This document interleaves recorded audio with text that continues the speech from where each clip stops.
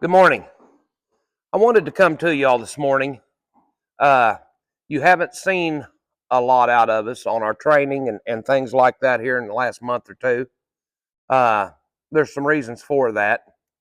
Number one, we've had a lot of horses getting ready to leave and go home, and we've been getting ready for our trip. And for those of you that follow us on Facebook, you saw the pictures from that. We had our first trail ride of the year that Joy and I sponsored, and it was nothing short of a huge success. We had our Mr. Missouri colts there from Virginia, Wisconsin, Texas, Missouri. That's 4 states right there. There were 7 brothers and sisters there out of our stud, and we were very proud of that. What I wanted to come to you all about is I hear so many people saying they're looking for a real good trainer. And I understand that. But I want to put some thoughts in your head whenever you're saying that. And you're right, it is hard. But do you know what a real good trainer's looking for? I'll tell you. He's looking for some real good customers. Some real good customers that will let him do his job. Whenever they get done, you come ride your horse. He works with you. And they get you lined out on the things that they've done so that you have a safe, reliable trail horse. And it's just like when you go buy a new truck. You need to sit down with that salesman and go through it and find out how everything works. Because you're liable to wreck it going down the road trying to turn on the radio. It's not that simple anymore, folks. And what we do here is a little bit different than everything that you've ever heard about riding gaited horses. And we use a lot of horsemanship. That's what sets us apart. And, you know, just like out there in Shawnee, we had clinics. I done 2 clinics, basically, of me demonstrating with my Ivy mare back here. The 3rd clinic we done was a problem horse clinic. And it was very interesting because I want to run this by you. As you all know, in the horse industry, everybody likes to talk. Everybody likes to talk about what everybody's doing. Well, I'm sitting there, and when we had the problem horse clinic, we found a horse that was pretty tough. We'd rode with it all week. We saw all the problems it had. And so it came, and I used it to demonstrate how you fix those things. And it was very successful. A lot of people in the clinic got to mentioning, because I let Joy work with the lady, and I went back over there and sat down, and you could hear everybody saying, man, you can just see the difference. Look how soft it's getting. Look how it's starting to go slow, and all these things. And I was really proud of that people could see it. There was 2 women come in there that stood out. They came up to me after it was over, and she said, I always want to tell you, this was touted as a gaited horse clinic. And she said, we're quarter horse people. And she said, we come in here basically to kill time because they'd had some problem with their trailer and their husbands had left to get the trailers fixed and things. And she said, you got up and started talking. And I leaned over to my friend and I said, well, this is going to be interesting how these gaited horse people accept what he's saying out there, because they kind of knew what I was talking about. And she said, I've got to tell you, this has been one of the best clinics I've been to in a long time. And she said, what it was telling me things that I knew I needed to be doing and wasn't. And it was so great because that horse hadn't had it done. Nobody was doing nothing, and I could sit here and watch the transformation of the horse.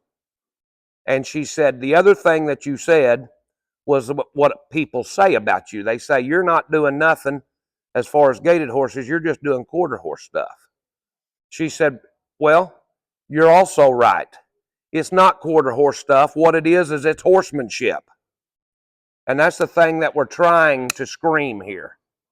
Horsemanship, horsemanship. Stop pulling on these horses. A lot of our customers were sitting in there. That's the thing that really made me feel good, is my customers that had bought horses from us, our customers that we have trained horses for, were in the clinic. Sarah, Peterson, Bartell. She was there. We just rode 2 of them for her. Look, man, she got out on the trail and her horse has done great. But what happened with Sarah is we give her tools to help keep her horse under control. And whenever I'm talking about finding great customers, that's what I'm talking about. I'm not telling you to do stuff because I think it's funny and I just want to see if you'll do it. The things I'm telling you to do actually work. And the proof is in the pudding when you get on them and ride them. If you'll just relax, sit down, hang on. I've seen people ride horses and they're sitting here leaned forward and their heels are damn near back in the flanks of the horse and can't understand why it won't do what it needs to be doing. You know, proper, how you seat, you set properly. All this stuff goes together with your horse because he's feeling a lot of things. Now, we rode 100 miles out there in about 8-9 days. And it was a wonderful ride. I do believe that thing is already sold out for next year.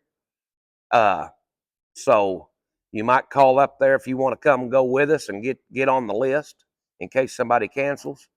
But everybody there said, man, this was great, and we're coming back. I want to commend Jamie and Deborah Poe on the hospitality they give us. They took great care of us. They fed us 2 meals. They had karaoke. They had a guitar picker come down there to entertain us at night. And it was just a great time. And if you're looking for a place to go ride in the Shawnee National Forest, I highly recommend Little Lusk Horse Camp. But Jamie mentioned it. He guided us a lot. Him and Tommy did. And Jamie told me, he said, normally I don't like to guide out gaited horse people. And he said the reason is they just ride so hard and fast. But he said, man, I'm telling you.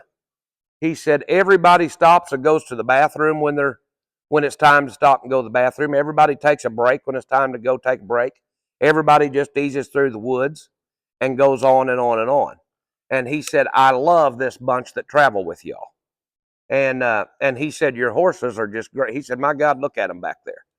There was 20, on some rides, there was like 24, 25. There was about 14, 15 horses that came out of this barn that were there. And I'm very thankful for that. Those are our customers. Now, I have something else that I want to touch on here for a minute. Look, everybody rides different. Some people get on their horse, sink spur, and take off and ride him as hard as he'll go, all the way to where they're going and all the way back to camp. If that's what you like to do, I think that's great. I think that's great if that's what you like to do. Because why do we go on a trail ride? We go to a trail ride to do whatever we want and enjoy ourselves. That is the whole purpose of going trail riding. Because we've got so much money invested, you better be having a good time. Because if you're not having a good time, you're not too smart by investing all that money. So there are people like that. There are also people that like to go slow. People that like to kick back, relax, look at the rock formations, look at the deer, look at the creek, look at the waterfalls, and enjoy the day and go slow. And I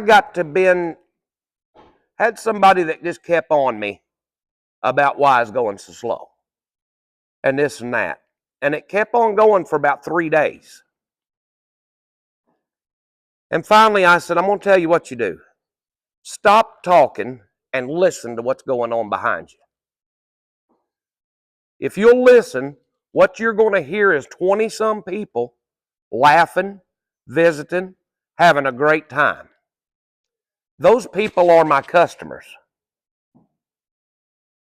It doesn't matter what you want. It doesn't matter what I want. What matters is what our customers want. And we are the very few people here that put the horses out that our customers want, and we care about them. That's why we have such repeat business. So a lot of trainers don't really care what you want. If it's a foxtrotting horse, if it's a walking horse, you need to be riding like this. No, if I'm paying the bills, I'm going to ride it the way I want to ride it. And I'm going to get it trained the way I want it trained.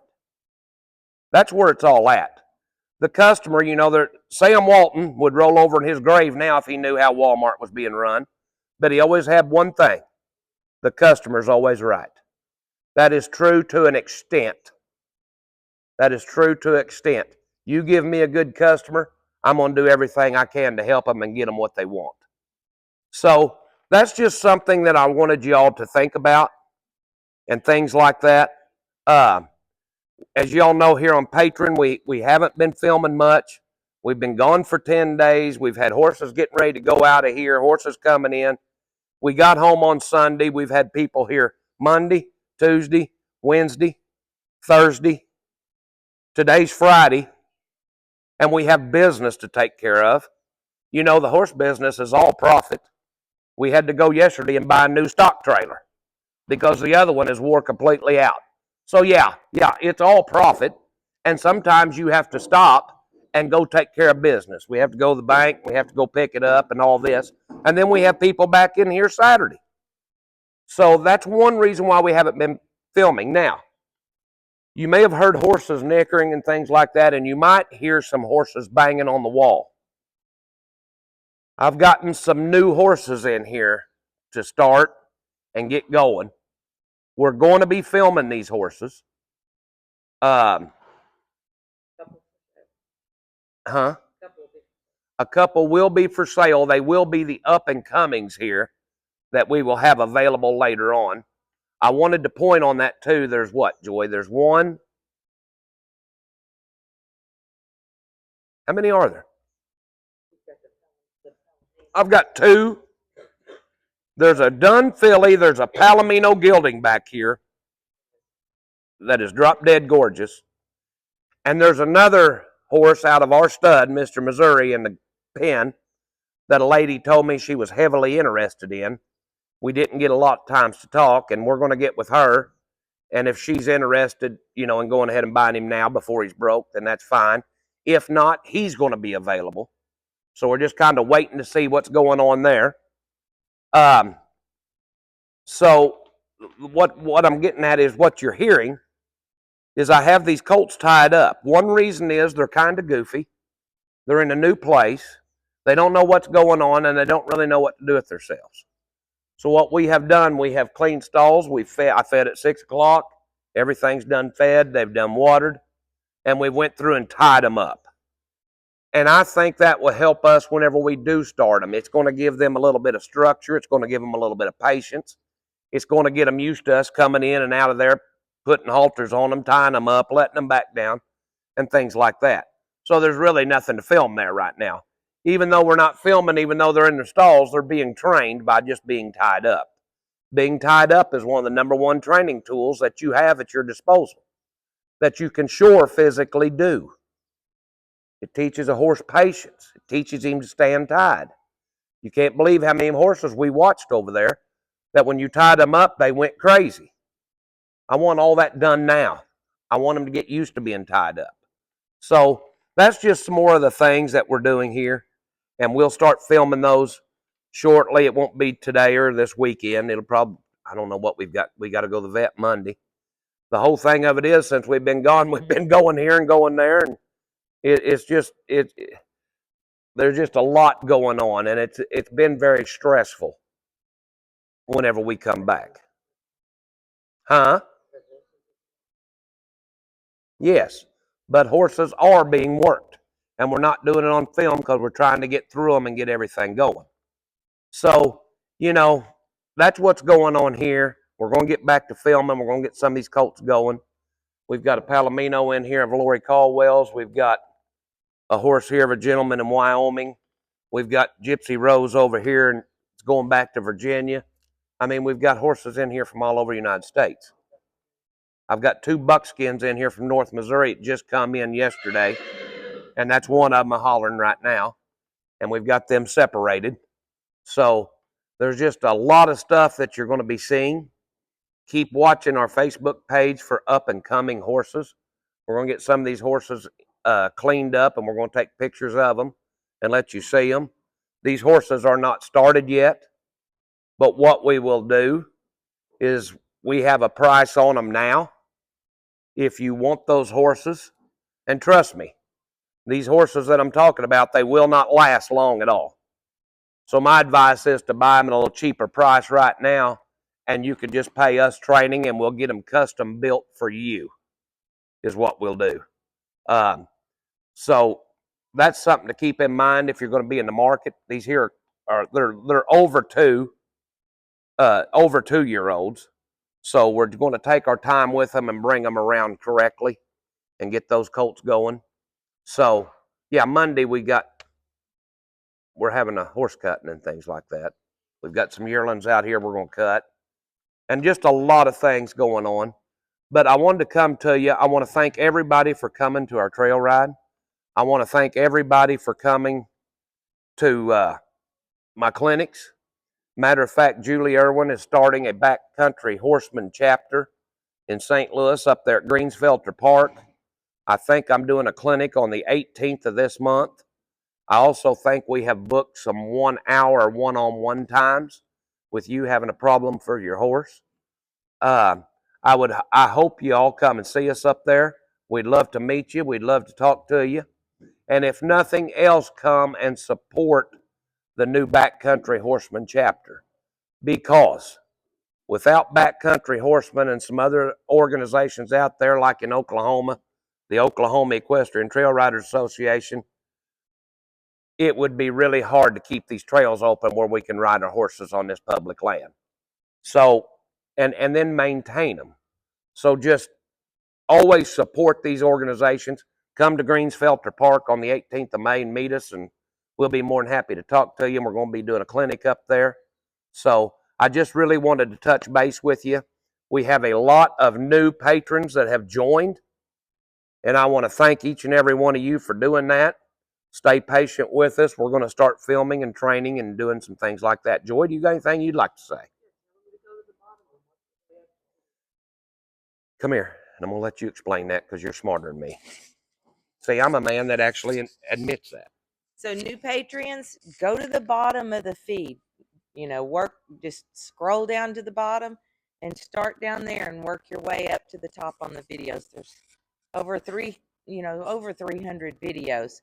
They're all doing our method. They're all doing exactly what we do.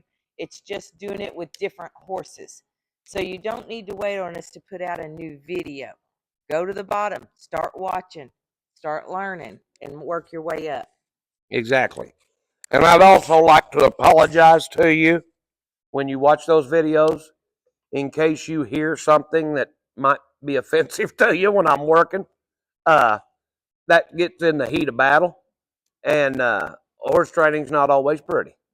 So just hang with us. You're going to see a transformation in a lot of horses on there. A lot of those horses today are being ridden on the trails, and the people absolutely love them. So anyway, thank you all again, and I hope to see you on the 18th in St. Louis. And keep watching because we'll be putting up some videos here next week.